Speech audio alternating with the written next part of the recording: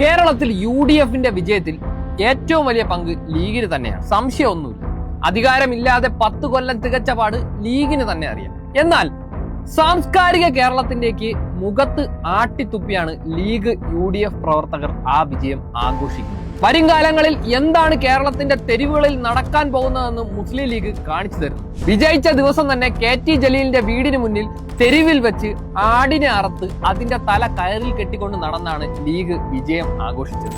ജീവിച്ചിരിക്കുന്ന ജലീലിന്റെ ശവശരീരം ഉണ്ടാക്കി അത് വെച്ച് ആഘോഷിക്കുന്നു. ഉത്തരേന്ത്യയിലും ആസാമിലും ബംഗാളിലുമൊക്കെ BJP എങ്ങനെയാണ് ആഘോഷിക്കുന്നത് എന്നുള്ളതിന്റെ മറ്റൊരു വശം. മട്ടൻ കഴിക്കാത്തവരോ ബീഫ് കഴിക്കാത്തവരോ അല്ല മലയാളികൾ. പക്ഷേ ചോര കിനിഞ്ഞിറങ്ങുന്ന ആടിന്റെ തലയുമായി ആരെ തോൽപ്പിച്ചതാണ് ലീഗ് ആഘോഷിക്കുന്നത്? മലയാളികൾ ഇത് കാണുക.